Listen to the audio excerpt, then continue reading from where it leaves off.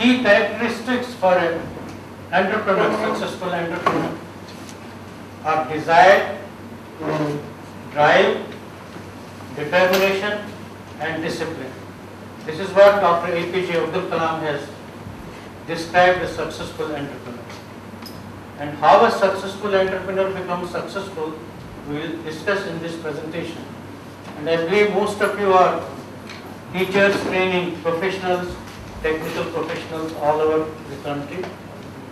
These are today's challenges of training, giving the right kind of professionals, not only degree holders or diploma holders, but people who can withstand the global challenges in the industry. Today everything is global in the industry. Nothing is region-based or nothing is national-based. Anything we discuss about education, about training people, and I think Mr. Kapil Sibal is rightly on the job to see that Indians have already earned a name globally, mostly people who are products of IITs and IIMs, but the dream of the country, dream of Dr. Manmohan Singh is that every person living in rural areas, every far corner of the country should become a global professional. That's why I think your role is important, and that's what we would like to discuss in this presentation.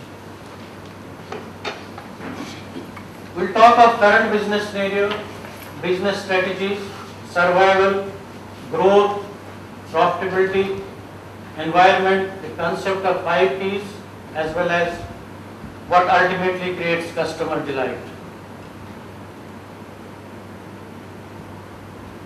Current business scenario, I am not talking of recession because I am not giving much cognizance to recession. Recession world over is a phenomenon which always comes after a few years of boom. This time it has been slightly more, but the indications are there in America as well as other countries also that the recession is slowly getting wiped off. So that's a normal economic phenomenon, so we don't dwell much on that. We are optimistic and we look for a greener future for the world economy that is an impact on Indian economy. Indian economy survived because of a domestic consumption within the country and the infrastructure development which is going on in the country compared to many other countries, European or America. So we have been lucky.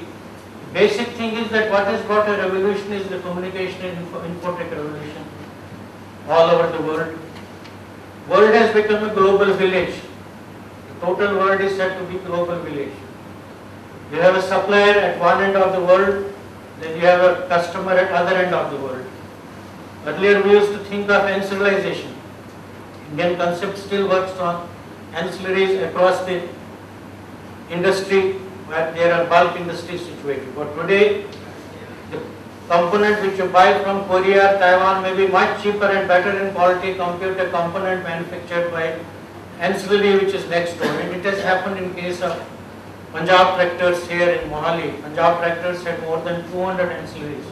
Hardly 20 are surviving today because rest of them, they could not withstand global competition. And same is the case everywhere in India. Liberalization of world economy, the WTO regime. More than 150 countries have signed the WTO agreement. Then the European formation of European Union. All that has globalized business.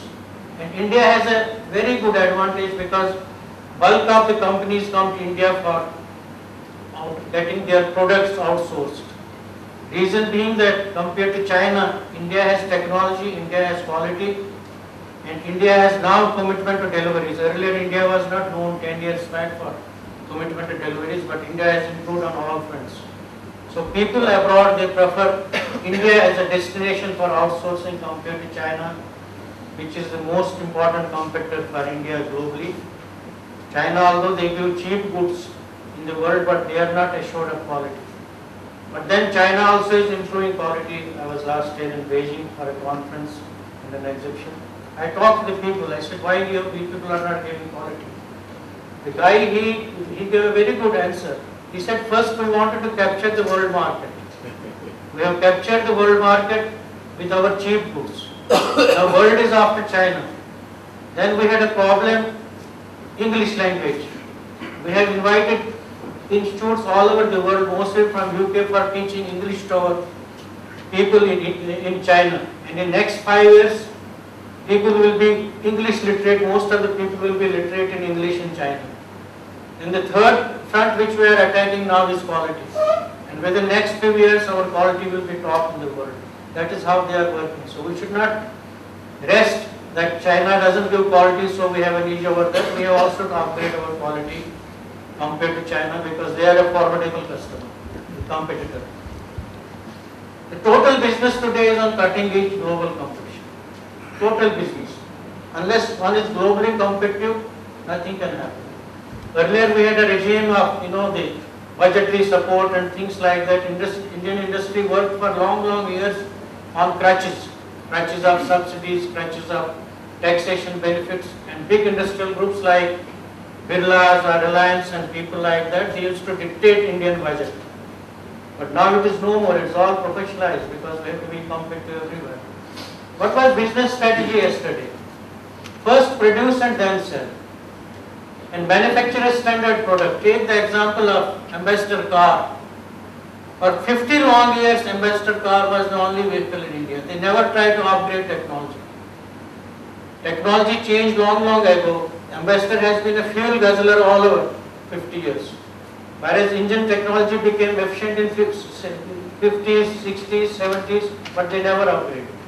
You can imagine how much foreign exchange country would have spent in importing extra petrol for running an Ambassador car in Indian roads compared to what was available, the technology, what was billions and billions of dollars.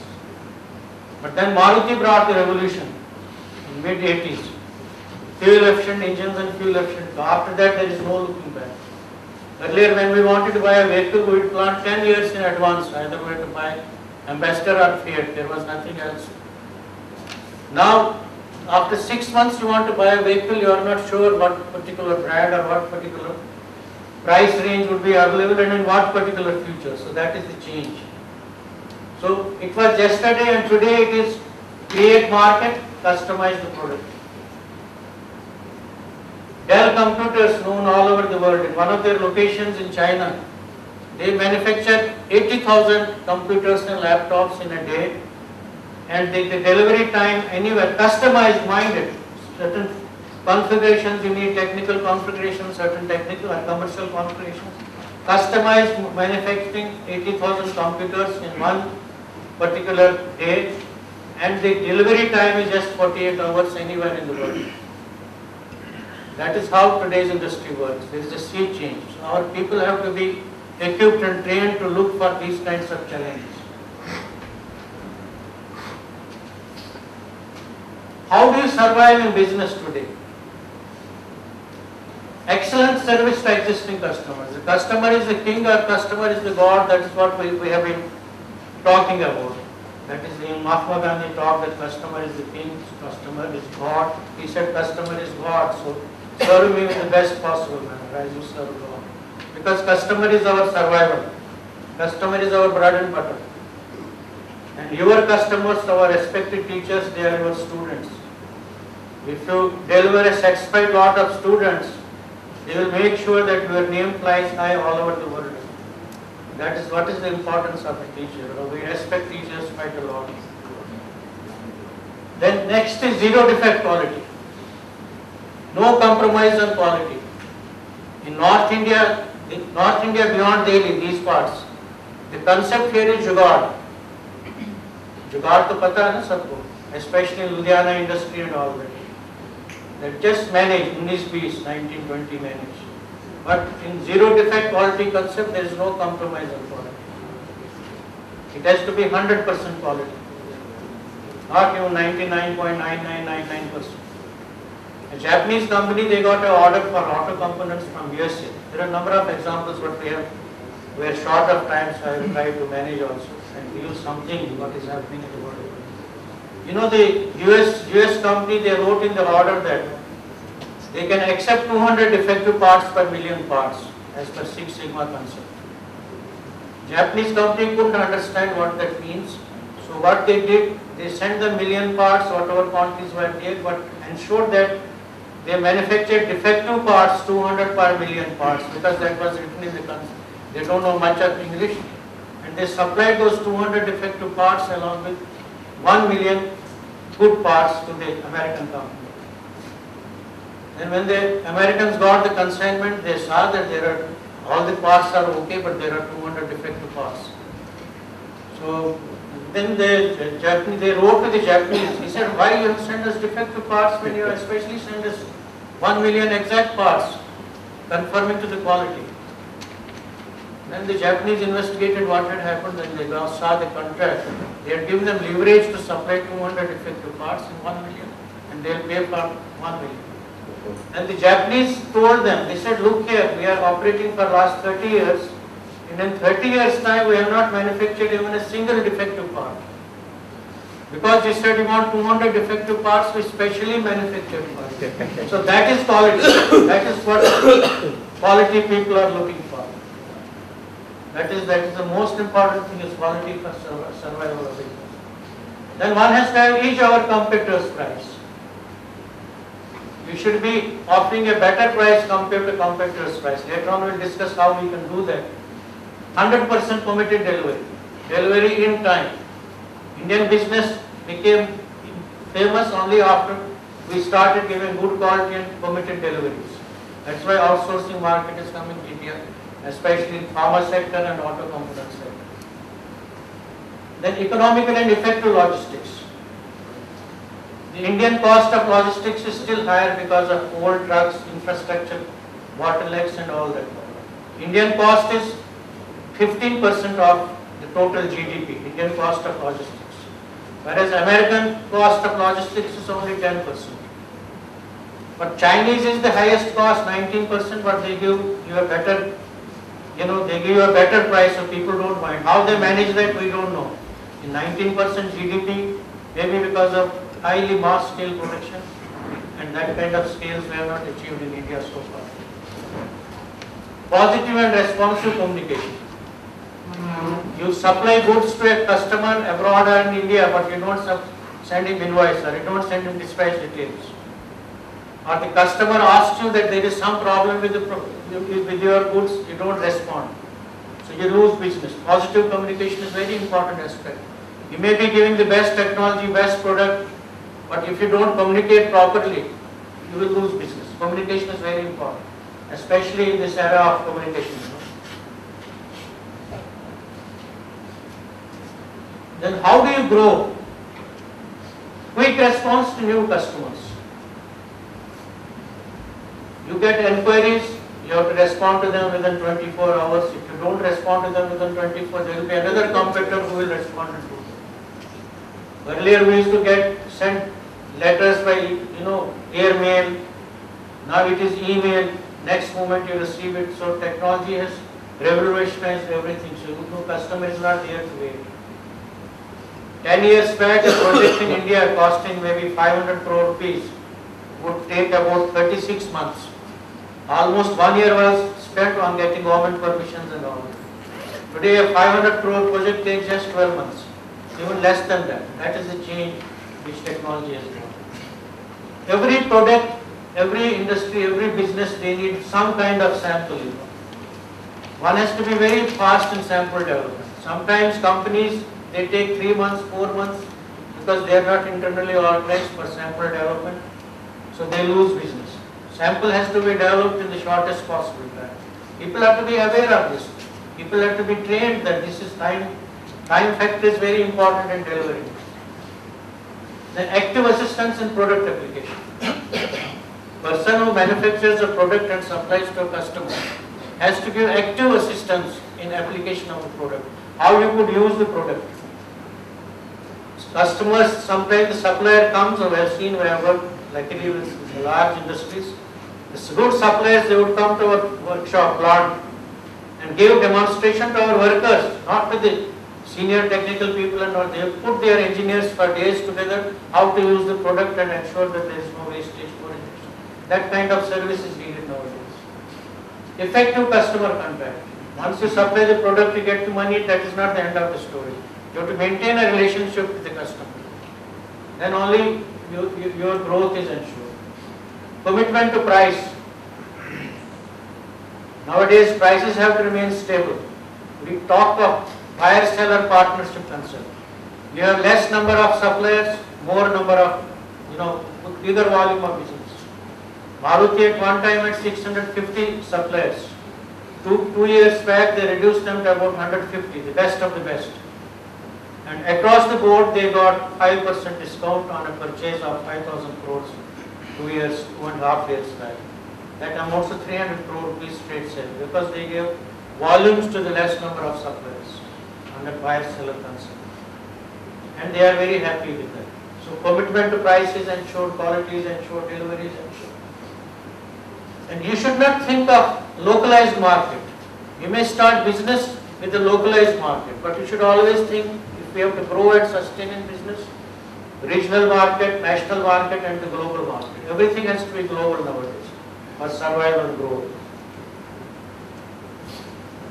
How you get profitability? In the earlier business scenario, profits used to be added 10%, 15%, 25% depending on what kind of industry or whether there is competition. Like the Birlas giving you car for 50 long years, no competition, whatever price they wanted to charge, you charge. Now it is no more like that. So you have to, how you get profitability, you don't get by adding to your cost any profit margin. You get profitability by drastic reduction in rejection when you manufacture. There is no except, there are wastage levels are given in costing 10%, 5%, nothing is acceptable as wastage. There has not the product manufacture has to be right first time. Has to be right first time. It cannot be reprocessed or processed several times because you lose money in that. Minimizing wastage of all kinds, scrap, wastage of time, wastage of energy, everything. And energy conservation is another area where you can get profit in business. For example, we are using so many number of lights here in this. Whether these lights are necessary or we can use half the lights, we have to make a thinking. Same applies to the industry also. Cost effective buying, whatever you buy should be cost effective. We are talking of competitively. I said earlier, if a particular product is available in Korea or Taiwan much cheaper compared to your supplier next door, we should go there and buy from there. Not that restricted to your next door supplier. Cost effective finance, low cost, low interest. You have to look for low cost interest. There is a lot of competition in financial business today. Even with public sector banks, they have got variable interest rates. So you should try to bargain with the best. Then the human productivity. In an 8-hour time which is scheduled in the industry, how much time we waste or how much time we spend on actual working, that's very important. Human productivity is very important. But human productivity cannot be achieved just like you switch on the machine. The human being has to be given the right kind of environment, the right kind of motivation. Then only human beings work. Otherwise, human being has lot of potential, positive potential as well as negative potential. Positive potential to work, give productivity, negative potential to going for invisible losses and wastages. If an employee or worker is not motivated, he can create havoc in the industry. What kind of environment should be there? We always talk of very healthy environment in industry. Manufacturing efficiency should be there on top, productivity should be there on top, waste control should be maximum, and technology has to be updated. Technology life today is not more than 6 months. Every 6 months there is a change in technology. See your mobile phones, how this mobile phone technology is changing. See your computers. See your, I'm talking of people who use day-to-day things. I'm not talking of industrial technology, which is expanding, which is changing very fast. You see your TVs, now you get a TV as thin as a photo frame. So things like that, technology has changed. When color TV came to India in Asian Games, I think in 1983 or 84, the ordinary set was costing about 40,000 rupees, imported set. Today's same set is costing 6,000 rupees after 20-25 years. That is a change in technology, we can imagine. Then the soft skills. People are very important. I give a lot of emphasis to people. And logistics, just-in-time concept for everything. Getting your materials, making production, delivering, Even human productivity has to be just in time, keeping up your targets, statistical quality analysis, SQA, for everything, whatever you do, analyze and where you can make improvements. Benchmarking. Then systems, what kind of systems you operate upon and how you should work. What kind of a culture? It should be a very healthy culture. Internal culture and external culture. Internal culture within the organization, a healthy human institution, and the external culture with the customers, with the government, with your environment, with your neighbors. It has to be very healthy. Positive culture. Negativities have no place today if you want to grow. What is the 5P concept? People, premises, plant, process and product. This covers total industrial operations. People, premises, plant, process and product. People are writing, I repeat here. People, premises, plant, process and product. What is people? People start with an organization. You have to have right kind of organization, and organization size and structure depends on the kind of business you have to operate upon. It's not necessary that every organization should have 5 or 10 vice presidents. If the size demands only one vice president, that is enough. So it depends on what is your size of business and what is your size of organization. But the thrust has to be on lean organization. Make optimum usage of people who are around and make optimum usage of people whom you recruit. Lean organization concept. Recruitment has to be the right person for the right job, the right age group, right experience, right qualification, right blend of everything. Maybe the localized people, international people, national people. They have to have a blend of all the kinds of things. Ratio between men and women. Women are equally good today in industrial operations or any difficult operation in industry or even in defense. Women are in the forefront. So equally divide, and in industry we have seen women give more productivity compared to men. Women waste less time except unless it is a government organization where they take their knitting material and all that care. But in industry it is not like that. The productivity of women is very good at all levels compared to men. So right kind of recruitment and right kind of training. Degree or diploma is not enough. You have to give the orientation to suit the industrial environment. Lots of industries have full-fledged training organizations, training operations. You would have seen day before yesterday Sonia Gandhi inaugurated a beautiful campus of Infosys in Mysore. Must have seen in TV. It's all on American White House design. President Obama's residence is all on that design. A beautiful campus. That is the kind of emphasis people give on training. Larsen Toubro, they have got their training institute in Lonavala. That is much better than Harvard. They have copied Harvard concept, but it's much better than Harvard. That's the kind of emphasis which is given to training. Motorola, they spend on every $1 of training they spend on employees. They derive extra $5 of productivity from it. And they have done studies and analyzed it. Training is very important, and training has to be upgraded always. 20 years experience today becomes redundant, it becomes zero overnight. Maybe earlier days used to have one particular note for teaching and use it year after year, year after year. Today you might have changed your teaching habit, you have to upgrade your knowledge, most of you must know. But earlier maybe 20 years syllabus would not change, things would not change, the note would not change. It would get crumpled in your pocket, but same note you use. But now it is no more like that. Skills upgradation is very important. In skills upgradation, most important thing is change management. How you change the human mind to adapt to the new changes. You always have to have a blend of old people and new people. In the industry, when Birlas wanted change management in the young MBAs, they had a problem with all the people who had started with G.D. Birla. And they were highly respected people, but they had risen from the ranks. How to maintain balance between those new MBAs and G.D. Birla time people. They were able to do that by balancing giving them some of them voluntary packages, appointing some of their relations, and making the change through young MBAs and young trained people. So the change management concept is very important. And in change management, most important thing is that I must change first before I introduce change to my people. If I tell my team members, subordinates to change and I don't change and I don't learn, then the change management concept doesn't take place. I must change first. That's very important. Ultimately, the institution, the organization has to be a human institution. Just like one family, we talk of family concept. Organization should be one large family, that's how we talk of that when we talk of human institution. Everybody has to be endeared, right from a worker, right from a peon, right up to the chairman, everybody has to be endeared.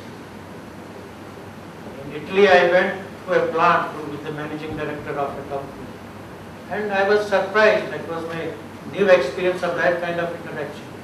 The guy knew everybody's name, first name in the shop floor. And while he was showing me the plant, he was shaking hands with everyone, all his workers. Hi John, hi Tommy, hi Tom, someone. And they were also addressing me in the first person, chairman of the company, mind you. That is the kind of human institution one should build. Here in India, if somebody salutes us, worker, we don't even nod our head. So we have to change those habits. And ultimately the human organization, it adds value to the shareholder. And premises, the layout of the premises, housekeeping, cleanliness culture, healthy environment, safety aspects while you design premises. Plus another resource crunch today we have on premises is that land availability has shrunk. Earlier land used to be available, industry would be allotted where 20 acres are needed, 100 acres of land because land was not, nowadays land is not available because of massive infrastructure growth.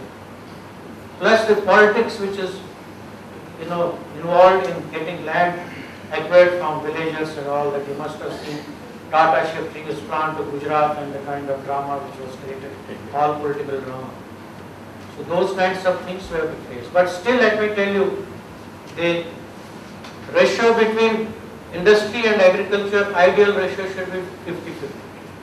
But India today has only around 30% industry and 70% agriculture. So we have got lot of scope to convert arid lands and agricultural lands to industry, lot of scope, but provided our politics allows us to do it. National highways, the present, the rate of completion is 2.5 kilometers per day, whereas it should be 16 kilometers. Why it is so? Because all land acquisitions are under litigation. And politicians have vested interests, everybody has. Nation is not progressing that. So land is a very important aspect when the premises have to be designed. Land, environment, safety. Plant has to be the best of the best. Equipment, layout, utilities, quality assurance system, everything has to be right, most viable and most cost effective. That is how it has to be developed. Process has to be, one is product, in process I include everything, not only product process. Product process has to be best. In chemical industry earlier the input cost used to be around 80% of the total cost. Today technologies have changed, input cost has come down in most of the chemical industry from 80% to 50 to 60%. That is how the technology has changed and upgraded. So you have to have best of the best processes, and as I told you, the product life cycle is very short. Processes also have to be updated. Similarly, systems, technical systems, commercial systems, SOPs, financial systems have to be absolutely updated, and world-class standards. Now these systems, there is no hard and fast rule. It again depends on industry to industry, the size of the industry. ISO and BIS can only give you guidelines. Technical knowledge can give you guidelines, but you have to see what is best for your own localized environment and your own customer needs. World-class standards should be adopted, not your local standards or Indian standards. BIS standards are, in many cases, they are much lower compared to world standards. In Ranbaxy, we used to adopt US FDA standards, then British Pharma or Indian Pharma, IP or BP, but we used to adopt US FDA standards, which were the highest in the world in pharmaceutical industry. That's why Ranbaxy has been so successful so far and is a world name today. Then business strategies have to be sound business strategies. The strategy which you would have made 10 years back may not be valid. Again, you will have to upgrade your strategies to survive and grow. Product, right quality, right marketing concepts. You have to develop the right kind of brand image, right supply chains, buying, storage, logistics, right packaging, right customer service. We talked about customer communication and all that. And what ultimately creates customer delight? Customer is of two kinds. One is your external customer whom you sell your product. Second is the customer, your own organization. That is your bosses and all that. Or your subordinates. You have to give guidance to your subordinates. He is your customer as long as he needs your guidance. He has to be very sensitive. Third customer is your nation, your government. You have to be adhering to your rules, regulations and environment friendliness, safety and number of other things. Healthy profitability, healthy business, long-term sustained growth, customer relationship management, happiness and prosperity to shareholders, investors, customers, employees, the government and the nation. They are all customers in one way or the other. All these aspects create customer delight. And if you follow the earlier processes which we have discussed thoroughly, and if you imbibe those values to your students, definitely they will make a name in their respective professions wherever they go. Now I would like to give a pictorial view of it. This is a plant. This looks like a garden, as you see. This is a plant of TVS Group in Pondicherry, manufacturing components for mostly for exports to General Motors. And TVS was the first company in India to get Deming Award and Baldrige Award, most prestigious quality awards. And TVS is the first company in India which has been supplying radiator caps to General Motors for last 10 years without any rejection, not a single piece rejection. And a couple of years back, General Motors all over the world gave a directive to all their plants that radiator caps have to be bought only from TVS in India, and they are the sole suppliers of radiator caps to General Motors plants all over the India. That is why quality, technology and your customer relationship comes. TVS also is like a Japanese company who supplied for 30 years error-free products to the customers. This is just like a picnic spot. This looks like a garden. This is the image of a modern plant. The Jugadi plant, which mostly in north, we have down north, this side. Those things cannot, those things are things of past, those things cannot. Thank you very much for a patient hearing, and if you have any questions, please refer to me.